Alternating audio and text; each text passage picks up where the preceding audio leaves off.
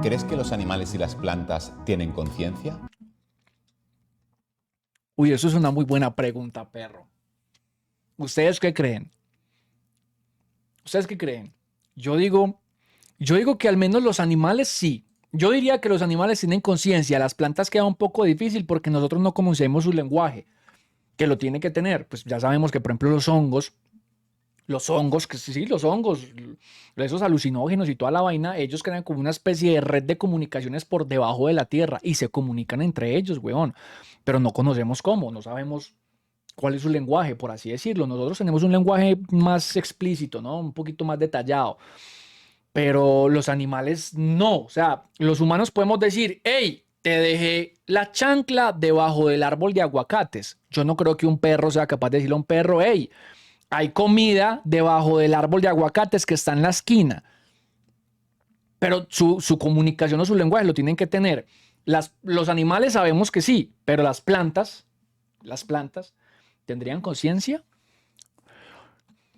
Lo que pasa es que saben que, muchachos, yo siento que nosotros los humanos somos muy pegaditos. Nosotros no vemos el espectro en su totalidad y creemos que porque algo no se queja, no siente, no tiene conciencia.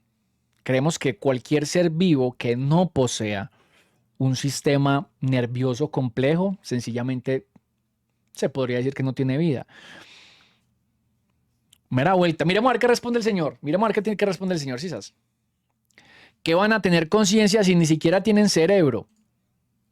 Esa es buena. Esa es buena, Daniel. Esa es muy buena.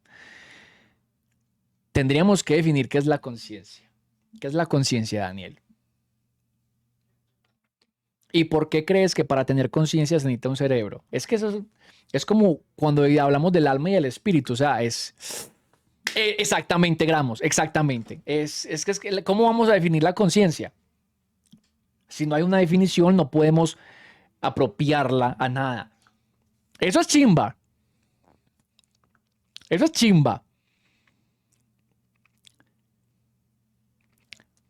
Qué loco, no, estos temas son muy ricos. Bueno, venga, miremos a ver qué dice el don, ¿sí? Miremos a ver qué dice el don.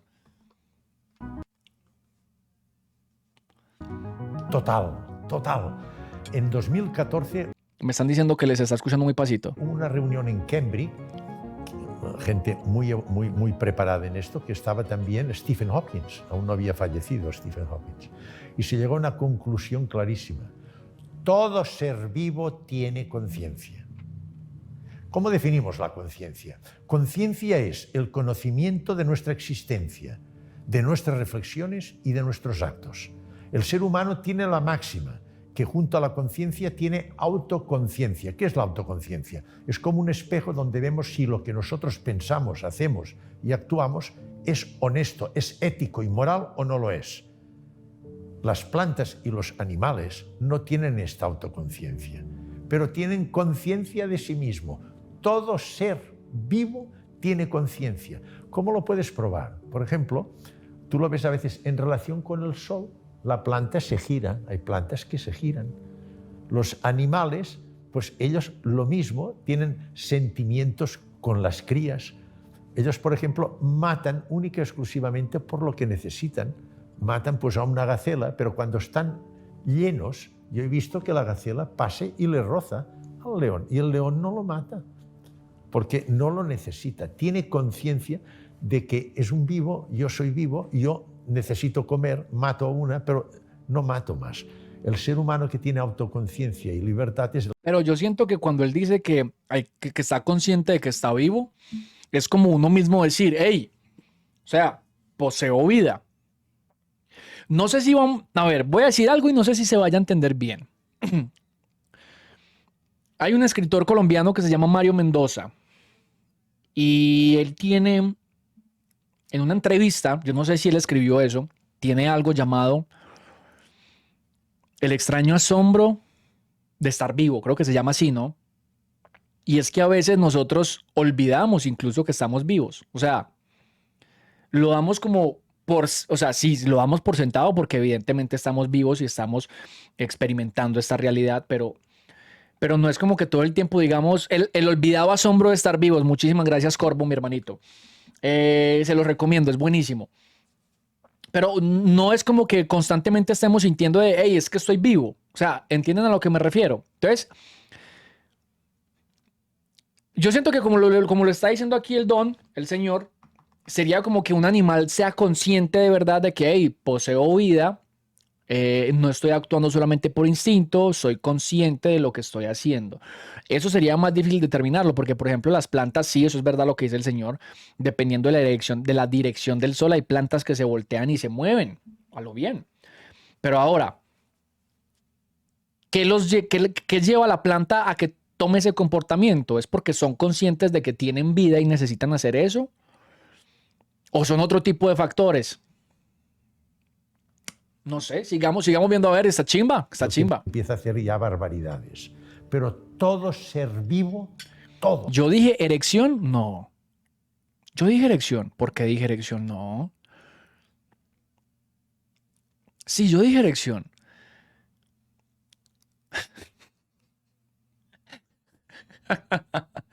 No me jodas. Los 33 no llegan solos, muchachos, llegan repletos de erecciones. ¿Quién para dañar? No, mentiras. Sigamos.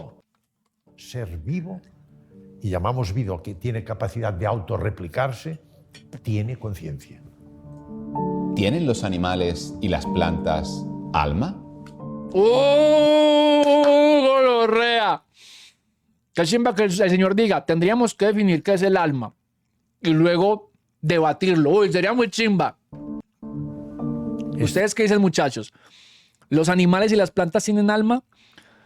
Yo podría decir que al menos los animales sí, porque es lo que más se asemeja, y voy a decir asemeja, estando un poco lejos también, a nosotros los humanos, o la vida que conocemos como vida, ¿no? Las plantas no sé. Miremos a ver. Es una pregunta más profunda. ¿Qué es el alma? El alma quiere decir, tener alma quiere decir que tienes ya una conciencia que te permite, junto a la conciencia, autoconciencia. El alma es propia del ser humano. Es propia del ser humano, es decir, que ya te permite, por la ley causa-efecto, cuál es la dinámica de tus actos, de tus pensamientos. Y aquí ya tú puedes, con la autoconciencia, expresar si esto es ético o no ético. Sigue los arquetipos de Planck, de Jung y de Platón, o esto ya es, digamos, es manifestación excesiva del ego que persigue solo, haciendo las barbaridades que sea, una autosatisfacción personal. Es decir, el alma es, lo que hemos dicho antes, nuestra historia, es el reflejo de nuestro camino durante esta actual dimensión humana tridimensional. El alma es propia del ser humano. Ellos tienen conciencia, pero no tienen ni supraconciencia ni alma. Por tanto, ¿el karma solo afecta a los seres humanos? Para mí...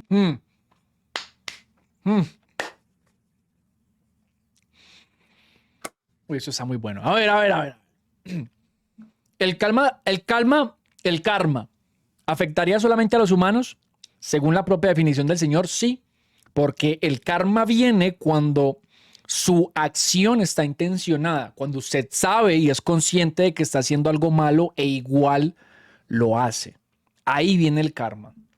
Si un animal no tiene alma, digámoslo así, él no tiene de pronto la noción de qué está bien y qué está mal. ¿Puedo matar por gula? Sí, no lo hago porque pues de pronto mi instinto no me dice pues ¿para qué lo vamos a hacer? Vamos a gastar energía y no necesitamos esto. Entonces no tendrían, yo diría que no tendrían karma. Por ejemplo, pues una planta, imagínate, una planta que no hace ni chimba. De pronto las que se comportan como plagas, como el ojo de poeta. No sé si ustedes conozcan el ojo de poeta. Es una planta muy bonita, pero es una plaga. Lo que hace es que se reproduce mucho. Es una flor. Yo mañana les muestro una fotico. Por acá hay mucho ojo de poeta. Y comienza a tragarse las otras plantas hasta que las asfixia. A los árboles también incluso, porque esa mierda es una enredadera, exacto, traspolca, es como una especie de enredadera, es muy bonita de hecho, pero crece muchísimo y se convierte en una plaga.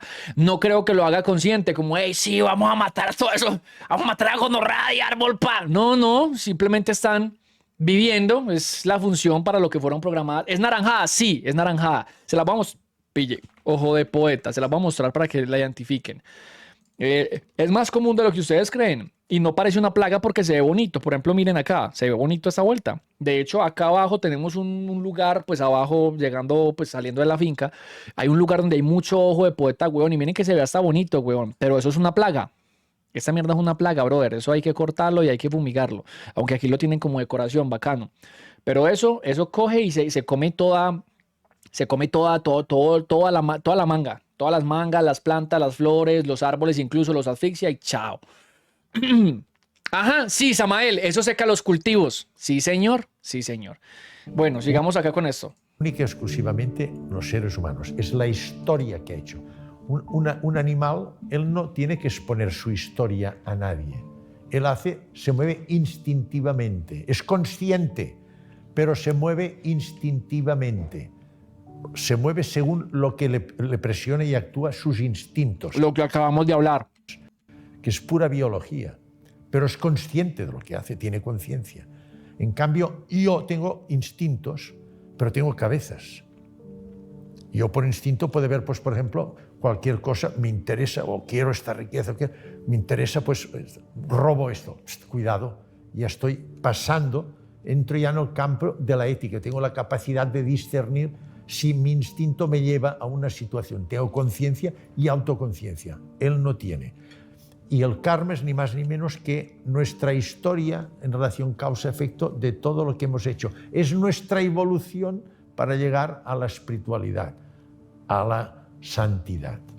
Por lo tanto, nosotros tenemos supraconciencia, tenemos alma y tenemos conciencia. Los animales tienen conciencia, un grado de conciencia más bajo, sin autoconciencia.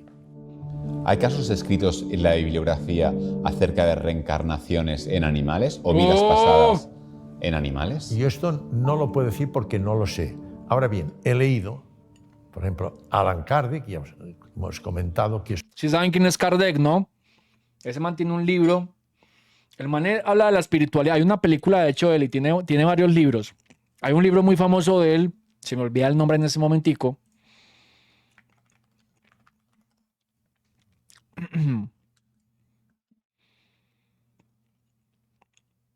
El libro de los espíritus, se llama. El libro de los espíritus. Alan Kardec era un profesor agnóstico, creo, o ateo, no estoy seguro, que no creía en esas chimbadas y justo en ese momentico el mundo estaba pasando por una epidemia de mediums. Todo el mundo era medium. Y el man los trataba mal hasta que comenzó a tener experiencias muy cercanas con espíritus, precisamente. Y los espíritus le empezaron a hablar. Él terminó escribiendo un libro acerca de todas esas vueltas. Eso es una chimba, huevones. El tema es muy, muy interesante. Esa es la persona a la que se refiere el profe, Alan Kardec. Es un medium de los más evolucionados que he visto, que puede, según la situación del karma de una persona, los mediums, y yo no lo digo, no lo sé yo esto, porque no llego a estos planos. Ellos dicen que es factible y posible y que pasa, pueden reencarnarse en seres de vidas inferiores a los que están. ¿Cree en la hipnosis? Creo en la hipnosis. Yo no tengo experiencia en hipnosis. He leído personas que tienen una gran experiencia, sobre todo psiquiatras. Por ejemplo, Jan Stevenson, Brian Weiss, esta gente que son psiquiatras y usan la hipnosis. ¿Para qué usan la hipnosis? La hipnosis, al fin y al cabo, lo que pretende es entrar dentro de nuestro subconsciente y ver qué hábitos tenemos en nuestro subconsciente que están condicionando patología anímica en nuestra vida. Entonces, con la hipnosis hipnosis profunda, se puede llegar a entrar al subconsciente, incluso se pueden, como os he comentado, ver aspectos de vidas pasadas. A mí la hipnosis me parece muy interesante también. ¿Ustedes se someterían a una hipnosis, muchachos? A mí me daría mucho miedo, la verdad. ¿Ustedes se someterían a una hipnosis? ¿Sí? A mí me daría mucho miedo. Qué rico sería, pero con mucho susto lo haría, la verdad. Con mucho susto, weón. Mero susto, pero hay que experimentar, ¿o qué? Pues yo creo que sí. Marica, apenas sea un man bien teso, una nena bien tesa ahí, y eso responda mucho, porque mire lo que dice él, por la hipnosis se pueden encontrar de pronto patrones o patologías que vienen precisamente de tus vidas pasadas, dolores, crónicos, por ejemplo, comportamientos incluso, maricadas así. Y apenas uno puede encontrar una respuesta en eso. Y que hay gente que lo ha hecho. O sea, no hay por qué descartarlo. Hay gente que lo ha hecho, weón. Y si nos vamos a lo que dice el señor, el doc, el profe, pues el señor sí cree en la reencarnación. Entonces, sí explicaría mucho lo que somos actualmente con nuestras vidas pasadas. Uy, eso es un tema muy interesante, con los ahorita sigo buscando eso. Yo sí quisiera, pero me daría mucho miedo, hombre, la verdad. Una hipnosis en stream para celebrar esos 33. Ay, gonorrea. Muñe, el consenso científico es que en realidad el alma como tal y como concepto dualista no existe. Esto se conoce como la hipótesis asombrosa por el científico Francis Crick. Yo no soy muy amante de la hipnosis. No me gusta que me entren en mi subconsciente. Yo prefiero más el aspecto de eliminar mi ignorancia, buscar y conocer mi auténtica identidad, en el sentido de el conocimiento de mi auténtica identidad, mi auténtica, el sentido de mi existencia, y creo que yo puedo llegar a contactar, y he contactado con mi supraconciencia a través de otros caminos, como es la meditación. No la critico, porque incluso estos psiquiatras la emplean como arma terapéutica para solventar problemas psicológicos que tienen motivados por hábitos patológicos anteriores incluso de otras vidas. Pero yo no soy amante de esto y no tengo ninguna experiencia. Pero es una realidad, no la podemos negar en absoluto. ¡Qué chimba eso, huevón! No. Uno de las causas por las que explica que una ECM no son alucinaciones es que los pacientes describen hechos que suceden en las antípodas en ese mismo momento. ¿Esto se puede contrastar? Totalmente. Esto es ni más ni menos que aplicar el principio del entrelazamiento cuántico. Esto está certificado, pero totalmente. ¿Qué es un SM? ¿Ustedes ya saben qué es un entrelazamiento cuántico o no? Un SM es una experiencia cercana a la muerte. Sí saben qué es el entrelazamiento cuántico, ¿no? Que de hecho de eso hablaba, si no estoy mal, Jacobo Greenberg con la teoría sintérgica. En la teoría sintérgica. Exacto, lo que está diciendo Sam. No importa, love you, baby hermoso, dice, no importa la distancia de las partículas, siempre responden como si estuvieran conectadas. Ese es el entrelazamiento cuántico. Ahorita si quieren hablamos un poquitico acerca de eso. Anótenlo por ahí cuando terminemos de reaccionar al video. Me tocan el tema y me dicen, mi Muñoz, hablate pues del entrelazamiento cuántico. Y lo hablamos un momentico.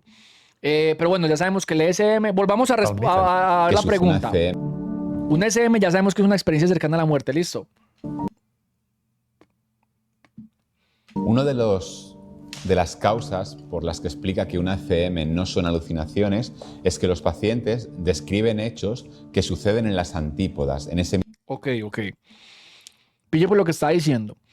Creo que todos ya sabemos el montón de historias que existen acerca de las experiencias cercanas a la muerte, que ven un túnel, de que están viendo esto como si estuvieran desdoblando.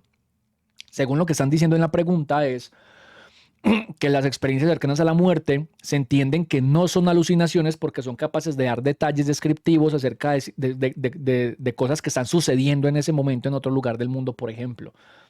Creo que así es más o menos la pregunta, ¿cierto? Creo, pues no estoy seguro. Momento.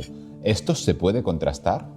Totalmente. Esto es ni más ni menos que aplicar el principio del entrelazamiento cuántico. Esto está certificado, pero totalmente demostrado objetivamente. Yo, por ejemplo, les comenté que una paciente mía, que estaba clínicamente muerta y que yo la estaba reanimando, esta persona me explicó con toda clase de detalles lo que estaba ocurriendo en el servicio de urgencias, en cada una de los departamentos del servicio de urgencias. Incluso me dijo, en el último departamento, era una enfermera esta persona, conocía perfectamente porque había hecho ella guardias. Y ella estaba muerta en aquel momento. Dice, en estos momentos estaban operando los de trauma una fractura de cuello de fémur. Yo hablé con los de trauma y miré los ordenadores y las enfermeras exactamente en el momento que ella me lo dijo, es cuando estaban operando la fractura de cuello de fémur. Y no solo de proximidad, está descrito en las antípodas, es decir, a distancias. Y esto es el principio del entrelazamiento cuántico que hemos comentado, que es un principio fundamental, difícil de entender, pero fundamental en mecánica cuántica. Es decir, que está certificado y es cierto que nos pueden comentar con toda clase de detalles lo que está ocurriendo a distancias, la que ustedes quieran, en aquel preciso momento que su cuerpo está clínicamente muerto. Si esto que Ese está muy interesante, ese está muy bueno, weón. explica lo vivió durante su etapa como médico en el hospital de Belviche, ¿por qué no explicarlo entonces y sí en cambio ahora? Me gusta la pregunta. Yo era el jefe de un servicio. Hace tiempo que yo vengo estudiando este fenómeno de las experiencias cercanas a la muerte. Hace unos años, si la formación actual del médico se fundamenta en el método científico, hace 20 años esto era ley. Salirse de aquí era un pecado mortal, esto era ir contra todo. Si yo como jefe de servicio empiezo en aquellos momentos a predicar todos estos fenómenos que yo veía y que estudiaba, a mí me hubieran dicho que de salón de actos donde yo lo comentara, que me ingresara en el servicio de psiquiatría. Es decir, que era un momento en que la gente estaba tan cerrada dentro de un armario, que era el método científico, que solo veían 4 paredes. Aún no estaban viendo que fuera de estas paredes hay una inmensidad infinita y que todo es energía. Y esta energía es infinita. Ahora estoy jubilado. No me gusta la palabra jubilado. Me gusta ser senior. Soy senior. No soy jubilado porque estoy muy activo. O sea, soy senior y seré médico toda mi vida, hasta el último día de mi vida. Entonces, como senior, y ahora no me preocupa. O sea, lo digo porque no perjudico. Yo, si lo hubiera dicho en aquellos momentos, me perjudicaba yo, pero perjudicaba todo el servicio. En cambio, en estos momentos me perjudico y asumo esta responsabilidad. Y tengo gente que me critica y lo entiendo, lo entiendo. Yo acepto que hay pluralidad de conocimientos. Lo único que ruego es que la persona que critique, que tenga la valentía de decirlo públicamente, como hago yo, pero siempre con una base científica. Lo que no acepto yo es que me digan, yo esto no lo creo porque me lo han dicho. No, yo Siempre hay un argumento de por medio. Chimba. no me creo que el método científico me lo explique todo, pero yo he buscado caminos científicos que me lo expliquen. O sea, si me niegan lo que yo digo, que me justifiquen científicamente y realmente que lo que yo digo estoy equivocado. Y no me costará nada retractarme, pedir disculpas y decir estaba equivocado. Pero que me lo demuestren. Lo que no acepto es que me digan, es que esto no lo creo. Demuéstralo. Ah, no, a mí me lo han dicho. Esto no juego esto. Pues yo por aquellos momentos, por mí y sobre todo por un servicio, me lo callé. Ahora lo puedo decir porque dependo solo de mí. Soy senior. Y aunque me ataquen, asumo el ataque. Pero tengo el orgullo de decir que van cayendo. Científicos, a mí lo que más me cuesta convencer son los científicos materialistas, los filósofos occidentales y los teólogos cristianos. Pero tengo que decir que obispos me han pedido que les hable de lo que es la muerte. Obispos. Y les he hecho una conferencia a los obispos. Y he comentado con filósofos. Y muchos científicos están reconociendo. ¿Cuántos médicos, Eben Alexander y otros médicos, que lo criticaban y que han tenido ellos experiencias cercanas a la muerte y ahora son los grandes defensores a nivel mundial de que la experiencia cercana a la muerte es la expresión de nuestra supraconciencia, que es nuestra auténtica identidad? Ellos son los primeros que lo defienden. O sea que ahora no me da miedo, sé que tengo retractores, pero veo que, y este es mi objetivo y mi ilusión, que se vaya abriendo conciencias, que hay que conseguir una masa crítica suficiente para hacer cambiar el universo. Con el ego nunca cambiaremos, cada vez vamos más a la destrucción, a las guerras, a las barbaridades que vemos. Es la supraconciencia que nos hermana, presididas por el amor, lo que tiene que solventar nuestro universo. Y despertando la supraconciencia, es lo que intento con estos vídeos, es aumentar esta masa crítica. Si la resonancia magnética es lo que nos permite decir que aquello que está viendo la persona en una ECM es real, ¿por qué no se utiliza para resolver casos en la vida real?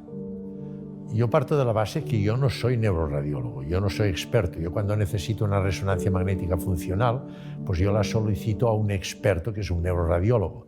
Él me hace la neuroradiología, ahí me hace la resonancia magnética funcional como neuroradiólogo y tiene su obligación, porque él sabe, me manda un informe con el enfermo que me pone se ve esto, se ha practicado con esto. Es decir, él interpreta, y yo no lo sé interpretar, ni muchísimo menos. Yo he aprendido con ellos imágenes, pero a grosso modo, pero en detalle quienes lo saben son ellos, que ven cientos, muchísimos. Entonces, yo no he dicho que la resonancia magnética sea una exploración que nos permite ver objetos que el enfermo nunca había visto y que solo ha visto durante la experiencia. A mí me lo ha dicho un neuroradiólogo, ¿eh? Y después un neurólogo me ha confirmado que si se activa son las neuronas espejo, que quiere decir que se originó memoria. Y yo no lo digo esto, lo dicen neuroradiólogos. Por ejemplo, hay un neuroradiólogo en Murcia que tiene una experiencia de esto muy importante, que le interesa este tema y lo estudia. ¿Puede servir para otras cosas? Yo no sé si desde el punto de vista no se ha usado hasta ahora. En psiquiatría no se han hecho resonancias magnéticas funcionales para explorar fenómenos anímicos que puedan justificar una patología determinada. Que yo sepa, no se ha hecho.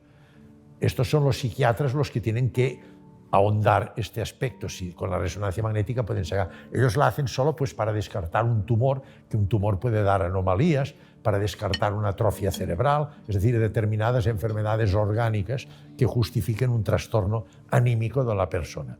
Pero para detectar trastornos, digamos, que puedan condicionar una terapéutica y solucionar algo como hace la hipnosis, que yo sepa, los psiquiatras no lo han hecho.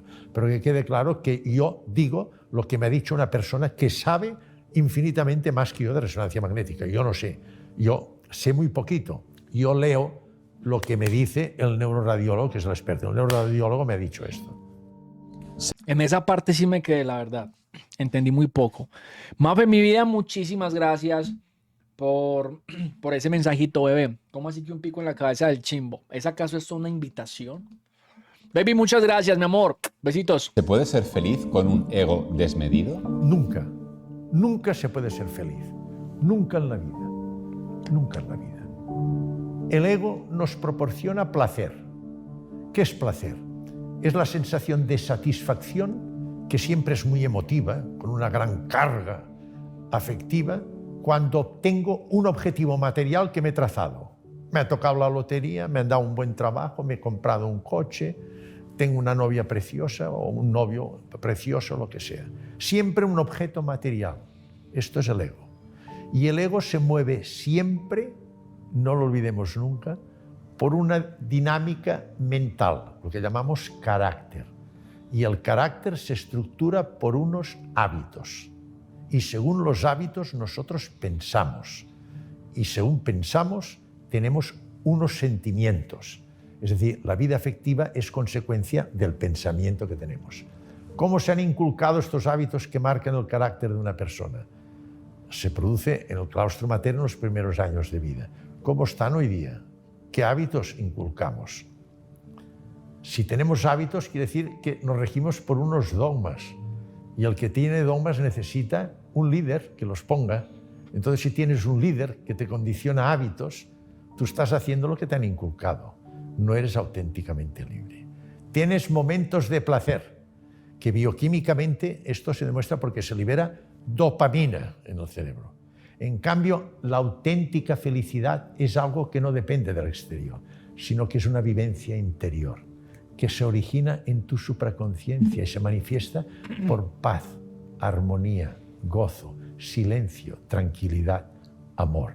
Y bioquímicamente tenemos serotonina, lo que se libera.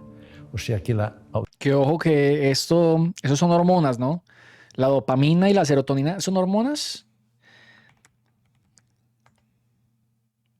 Sustancia química, no. Sustancia química cerebral llamada neurotransmisor que transporta señales entre las células nerviosas y ayuda al cerebro a realizar funciones esenciales. Y serotonina. Funciona como neurotransmisor, sustancia que usan los nervios para enviarse mensajes entre sí. Pilas porque la dopamina y la serotonina precisamente son las principales sustancias que segrega el cuerpo cuando ustedes se drogan, dependiendo pues de la droga, desde luego. Hablemos, por ejemplo, del éxtasis, del tusi, incluso porque pues ya sabemos que el tusi es un cóctel de un montón de drogas, entre ellas a veces ketamina, a veces fentanilo, que son opioides, y ahí es cuando segregan todo ese tipo de cosas. Por eso es que cuando se meten una pepa, por ejemplo, un éxtasis, están extasiados, valga la redundancia, y están como con mucho amor y como que se enamoran de todo el mundo y quieren darle amor a todo el mundo, pero al otro día tienen algo así como una especie de guayabo químico en donde se sienten deprimidos y es que usted ya abusó de ese tipo de cosas. El cuerpo no tiene como que segregar esa sustancia y tiene que comenzar a crearla, supongo yo. Ahí les dejo el datico nomás. Ahí les dejo el datico. Auténtica felicidad es expresión de supraconciencia. El placer es expresión del ego. El ego nunca nos dará la auténtica felicidad. Has hablado de que el estrés es la causa de muchas enfermedades. ¿Cómo se explican enfermedades graves en personas que han vivido una vida relajada, sin estrés a priori? Hay muchas enfermedades que son multifactoriales. Quiere decir que depende de varios factores. Factores genéticos, factores alimentarios, factores ambientales, etcétera, etcétera. Lo que pasa es que el estrés sabemos que es el desencadenante de los más importantes que hay en las personas que están predispuestas a padecer una enfermedad. Pilas, muchachos, con lo que está diciendo el señor. El estrés es, yo creo que por antonomasia, la enfermedad más común del hoy del hoy. Todo el mundo padece de estrés por vivir una vida llena de afanes, por crearse un montón de expectativas que no son capaces de cumplir, por tener un trabajo de mierda, por no estar viviendo su vida básicamente. Y el estrés de verdad desencadena un montón de enfermedades horribles. O sea, estamos hablando de que el cuerpo necesita somatizar, por ejemplo, el estrés. ¿Qué es somatizar? Somatizar es como, a ver, cuando vos estás estresado, no te duele nada, simplemente estás estresado, pero el cuerpo necesita mostrarte a vos que está estresado, decirte, hey, te tiene que prender una alarma, por así decirlo. Y muchas veces la somatiza con tu propio cuerpo y te enfermas, no sé, de los riñones, del hígado, se te bajan las defensas, te da una gripa, la hijueputa, daño de estómago. El estrés, papi, es una cosa muy, muy peligrosa, huevón. Y es real lo que les estoy diciendo, parce. Esto es clarísimo esto. Ahora bien, esto está demostrado incluso bioquímicamente, ¿eh? Sabemos por liberación de cortisol, catecolamina y lo que hace el cortisol y la catecolamina sobre el organismo. Disminuye el sistema inmunitario, etc. Hace muchas cosas el cortisol, que es en el estrés repetido. Entonces, lo que a mí me gustaría saber es una persona que está tranquila. Es que tú puedes estar tranquila externamente, pero dentro puedes estar en tensión. Yo la persona, por ejemplo, que dice, es que yo estoy muy tranquilo y estoy continuamente enfermo, estoy continuamente con resfriados, hago pulmonías, me pasa esto. Yo le diría, usted manifiesta una gran tranquilidad, pero me gustaría solo un momentito mirar cómo está de catecolaminas su sangre, de cortisol, catecolaminas, y me gustaría hacerle un estudio inmunológico a ver cómo está. Pilas, muchachos, que por ejemplo el gimnasio, o sea, ir, hacer deporte, levantar pesitas y eso, ayuda con los niveles de cortisol. No sé si sabían eso. El cuerpo funciona una chimba. Ojalá uno supiera, ojalá yo, por ejemplo, supiera cómo funciona en su totalidad el cuerpo. Yo lo que sé es mínimo, la verdad. Pero funciona muy brutal. Es muy chimba, weón. Es decir, que una cosa es lo que aparentamos y otra es la nuestra realidad biológica interna, ¿eh? O sea que esto, a mí el que me dice, estoy tranquilo, no tengo estrés y estoy enfermo, cuidado. Los pacientes que han vivido una ECM describen que cuando se comunican no lo hacen con palabras. ¿Esa comunicación podría asemejarse a una telepatía? Totalmente. Los enfermos me lo dicen clarísimamente. Yo les pregunto, usted cuando está en la ECM, por ejemplo, una enferma que vio a su madre que hacía poco que había fallecido, su alegría fue inmensa. Se abrazaron. Dice, ¿cómo se comunicaba? Yo les pregunto. Dice, ¿usted podía hablar con ella? ¿Notaba el tacto? Dice, en absoluto. Todo lo que son nuestros órganos sensitivos y sensoriales, que son las puertas que nos permiten relacionarnos con el entorno, con la realidad, no son útiles en el mundo astral.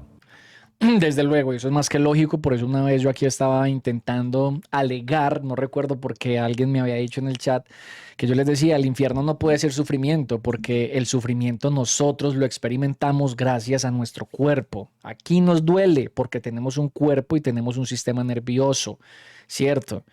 Yo me pego y me duele, pero cuando morimos nuestro cuerpo queda aquí. Nuestra alma no tendría órganos, por ejemplo. Pues si es que el alma existe y todas estas vainas. Yo les decía, ¿cómo es posible que en el infierno nos vayan a castigar en un mar de lava y un montón de maricadas si no poseemos un cuerpo físico? Y gracias al cuerpo físico es que terminamos experimentando el dolor.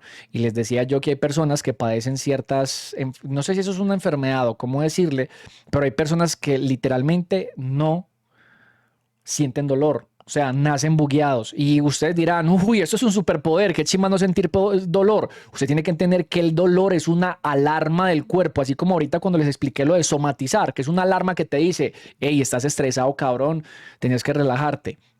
Pues bueno, el dolor es una alarma que te está indicando peligro. Si vos, por ejemplo, te estás chuzando con un cuchillo, el cuerpo te dice, gonorrea, no sigas haciendo eso, huevón, que esto es dañino. Y por eso te duele. Y hay personas que nacen sin eso. Hay personas que literalmente se pueden, por ejemplo, caer de un segundo piso, por ejemplo, fracturarse la mano y no sienten nada. O sea, no sienten dolor, no sienten la fractura. Es como... Y eso es muy peligroso, huevón, es súper peligroso. Pero, bueno, dice, pero Muñe, esa lógica no aplica ya que se supone que uno recuerda todo y se fuera, como dice, no recordaría. ¿A qué te refieres, Henry? Dame un poquito de contexto de lo que estás diciendo. ¿De dónde salió el infierno si realmente en la Biblia nunca se menciona? Eso es una buena pregunta. Supongo que las autoridades eclesiásticas intentando meterle miedo a las personas para que terminaran creyendo en el Dios que ellos mismos profesaban. El dolor no es solamente físico, también es emocional y duele más. Listo, Laura. Estoy totalmente de acuerdo contigo. El dolor emocional es lo peor, que es, por ejemplo, lo que se siente cuando te deja una pareja, cuando pasas por una decepción amorosa o con un amigo o una muerte de un familiar. Sin embargo, eso también tiene su explicación, porque nosotros estamos repletos de esa sensación, como la tristeza y la felicidad. Nosotros sentimos tristeza y felicidad gracias a los químicos que tenemos en nuestro cuerpo. Yo quiero que entiendan lo siguiente. Digámoslo de esta manera, puede que me esté equivocando porque me esté yendo a la exageración, pero digámoslo de esta manera, todo lo que usted siente tiene una explicación en su cuerpo. Usted siente tristeza, pues debe ser porque los niveles de dopamina o serotonina están abajo. También tenemos algo que se llama oxitocina. Eso se va jugando con eso, ¿no? Como arriba, abajo, estoy sintiendo esto, etcétera, etcétera, etcétera. Las dolencias emocionales, por ejemplo, tienen que ver mucho con esos químicos de los que te estoy hablando, mi amor. Por eso es que las personas que tienen depresión las tratan con un tipo de fármacos que les ayuda como con la nivelación de eso, pero son malísimos, por cierto, ¿no? Porque tampoco, no pueden ser todo no, o sea, no todo puede ser utópico, ¿cierto? Son dañinísimos. Entonces, si se muere la mamá, se siente tristeza. Sí, si se muere la mamá, se siente tristeza. Obvio, mi amor, porque tú estás cayendo. Es como el estrés. Es como el estrés, por ejemplo, mi amor. ¿Tú cómo demostrarías el estrés? El estrés tiene un efecto físico y, por ejemplo, por eso lo somatizas. Y por eso el Señor decía, venga, yo le hago un examen para ver los niveles de esto y esto y esto en su cuerpo, por ejemplo. Entonces, cuando vos estás sintiendo tristeza, la estás sintiendo en el cuerpo porque el cuerpo a sí mismo lo está manifestando. O sea, el mismo cuerpo está manifestando esa tristeza. Pero cuando no estás en un cuerpo... Miremos el cuerpo como una máquina, porque es básicamente lo que es. O sea, si nosotros nos vamos a la definición de espíritu, cuerpo o alma, el cuerpo sería simplemente el vehículo en donde está transportándose el alma o el espíritu. Y es el cuerpo el que está experimentando ese tipo de realidad, algo así como una especie de carro. Si tú ya no estás en el carro, no tienes nada que ver con el vehículo, ¿no? O sea, no hay llantas, no hay un motor, no hay parabrisas, no hay una cabrilla, no hay nada de esas cosas. Por ende, no vas a poder experimentar la realidad como si estuvieras dentro de un carro. Sería lo mismo en este caso. Vos morís, el cuerpo ya no está, o sea, el cuerpo físico ya murió, se descompuso y toda la cuestión. ¿Cómo se experimentaría Es que esa es la pregunta. Bueno, esa es la pregunta en realidad. Yo creo que aquí vamos a esto, o al menos es lo que yo opino. Esa es la pregunta. ¿Cómo experimentamos la realidad en el momento de morir? Si es que hay algo más después de la muerte. Supongamos que el alma o el espíritu sí existen y que simplemente se desligan del cuerpo físico cuando éste muere, porque todos tienen una fecha de caducidad. ¿Cómo se experimentaría la realidad en ese momento? Porque si bien podríamos explicar emociones y sentimientos gracias a los químicos segregados o a las sustancias segregadas por nuestro propio cuerpo, que ya no existe esta entidad que por lo general, al menos yo me la imagino como fantasmagórica, como algo así translúcido, con un poquito de opacidad, pero con la misma forma de uno. ¿Qué hace? O sea, ¿cómo sería? ¿Le duele? ¿Puede sentir felicidad, tristeza? Supongo que hambre no, pues supongo yo, ¿no? Esa es la verdadera pregunta.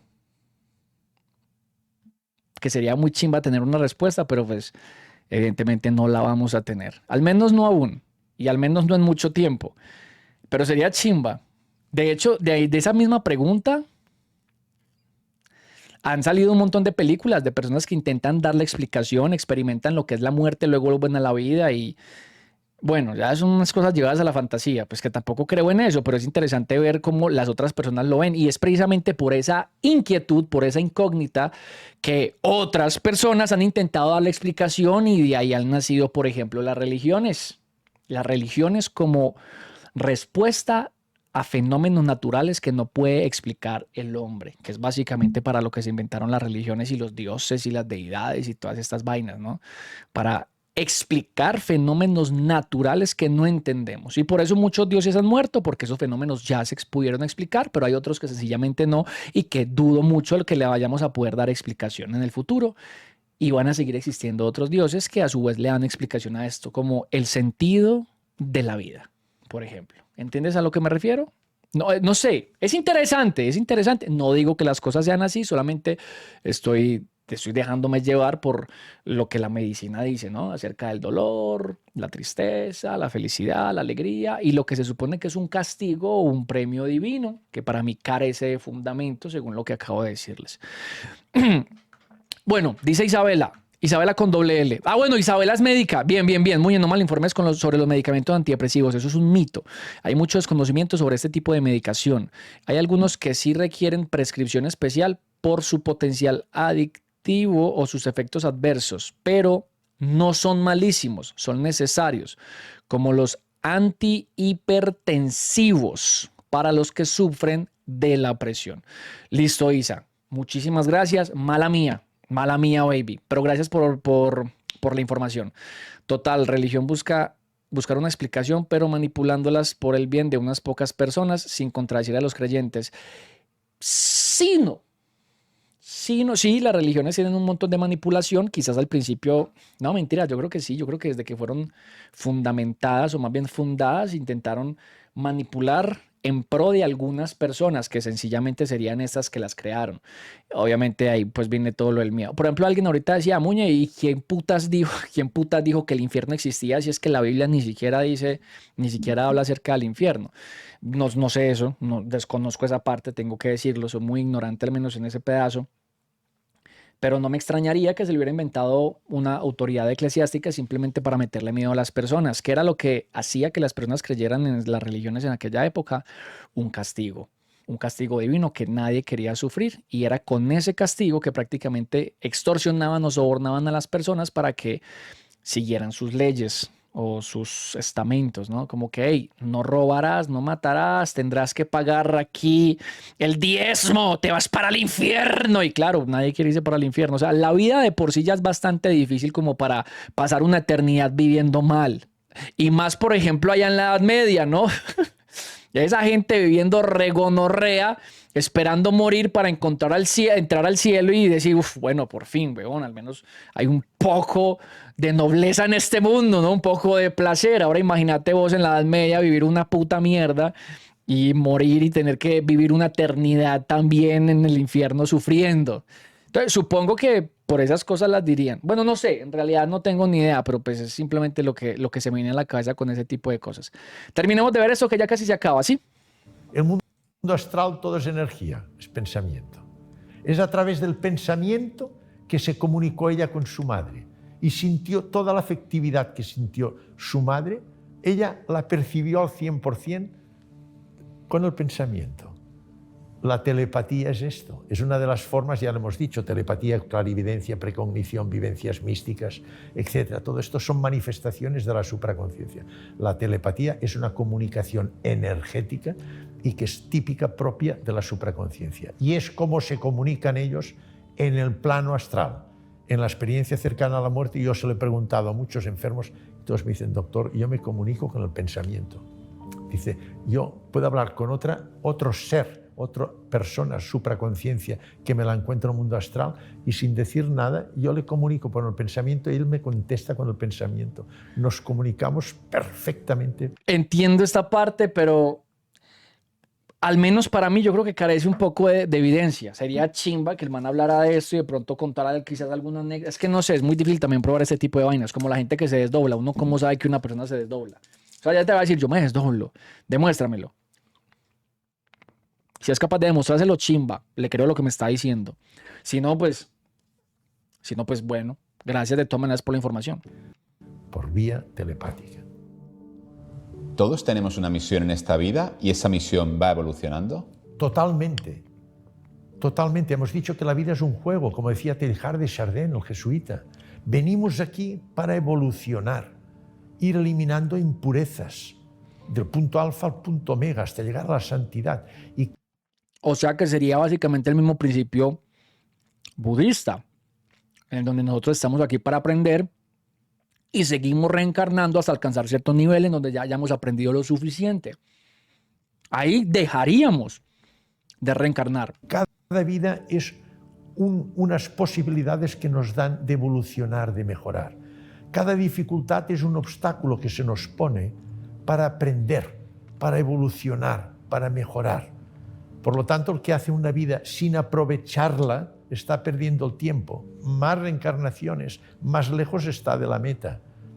Podemos evolucionar mucho y esta es la finalidad que yo pretendo con mis vídeos, despertar conciencias, darnos cuenta que hemos de ir eliminando impurezas, que lo importante es la supraconciencia y hemos de controlar el ego y que aflore nuestra supraconciencia.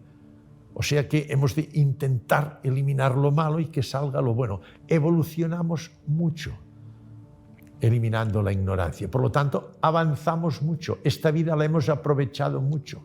El karma que nos llamaremos, me diría un hinduista, usted ha mejorado mucho en karma esta vida, me diría. Un lama que lo ve todo, que tiene esta capacidad de trasladarse y en el mundo astral lo ven todo. Usted ha mejorado mucho, estaba muy primitivo al principio. Oiga, usted ha evolucionado mucho. Me encantaría que me dijera esto. Ha aprovechado mucho el camino.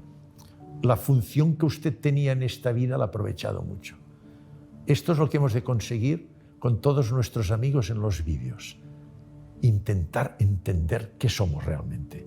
Nuestra auténtica identidad, nuestra supraconciencia.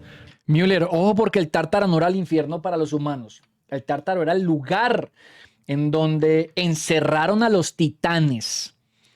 El castigo de los humanos en la antigua Grecia era el Hades, que de hecho, todos, sin importar si usted fue bueno o fue malo, todos iban para el Hades, que era el inframundo, absolutamente todos, porque el cielo era de los dioses y ya. Los humanos en la antigua Grecia morían y se iban para el Hades, que de hecho por eso, ustedes sabían que por eso los enterraban. Ustedes han visto de pronto películas de la antigua Grecia y de Roma y todas esas vainas, que cuando la gente muere les ponen 2 monedas en los ojos y luego les prenden fuego. Esas monedas, sin importar si usted era un rey, un emperador de la nobleza, el papá de los pollitos, el que inventó la Coca-Cola, todos iban para el Hades y esas monedas eran para pagarle a Caronte, que Caronte era el que te llevaba, el que cruzaba, el dueño de la barca, de la única barca que cruzaba ¿cómo se llama ese río, huevón?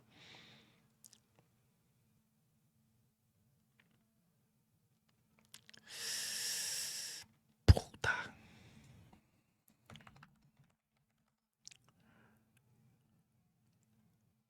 Aqueronte. El Aqueronte. Es que Bogotá. No, es el Aqueronte. Caronte es el barquero, a la persona que se le tienen que dar las monedas, o sea, como pagar tu pasaje para que te lleve de un lugar del río al otro. Pues acabo de buscar, a mí me suena mucho el Estigia, la verdad. Me suena mucho el Estigia.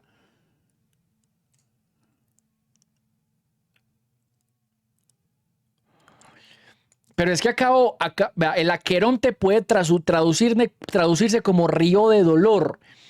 Y debido a esto se creía que era una bifurcación del río Aqueronte del inframundo, descrito por la mitología griega como un pantano insalubre dentro de un paisaje desolado donde el barquero Caronte llevaba las almas de los recién fallecidos.